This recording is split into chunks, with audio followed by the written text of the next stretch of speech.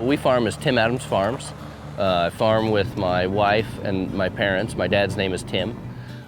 We farm here just north of Rupert at the original homestead that my grandfather had. We farm a few thousand acres of malt barley, sugar beets, potatoes, alfalfa, corn, and wheat. And have been farming here since '53. We're third generation here in Idaho farming. So record keeping has become a substantial portion of the farm job. I mean, all our partners, our customers, the end users, people want data when they buy food. And so it's become critical that we are keeping accurate records. Traditionally, I've used spreadsheets, and I'm making sure I try to keep my spreadsheets up so everybody's on the same page, because with multiple employees, we're always trying to make sure that people know where to be. So this year was the first year we decided to go 100% Agworld. So in the winter, we went through and we laid out our entire 2018 plan for the farm, all the way through harvest.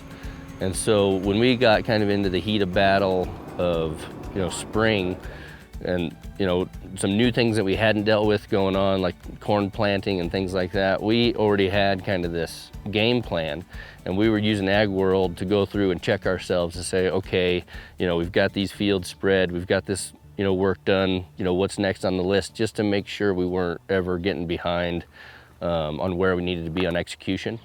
The Agworld has been very good in being able to get reports and get data at a grower level, not only at our level, but at a grower level, that is really valuable to them. It allows them to see exactly what's been done each field, carried on through, whether it starts with tillage and initial fertilizer and any chemicals and any treatments, and we can tie the cost to that so that grower can make a decision and say, I think we can avoid this one even though I got a little disease or something.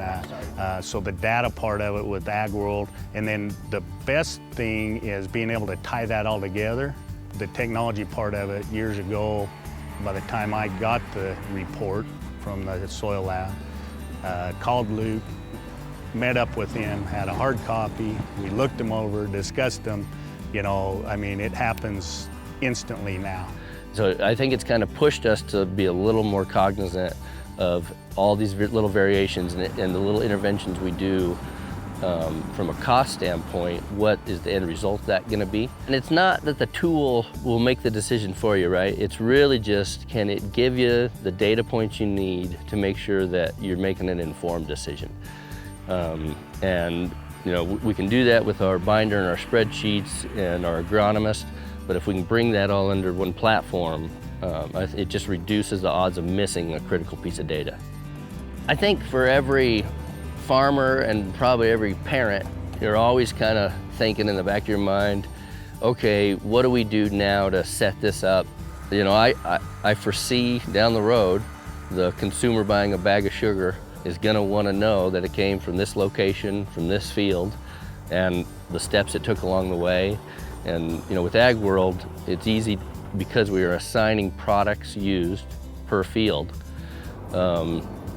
It's set up, we could even put in lot numbers of seed per field and track that all the way through delivery.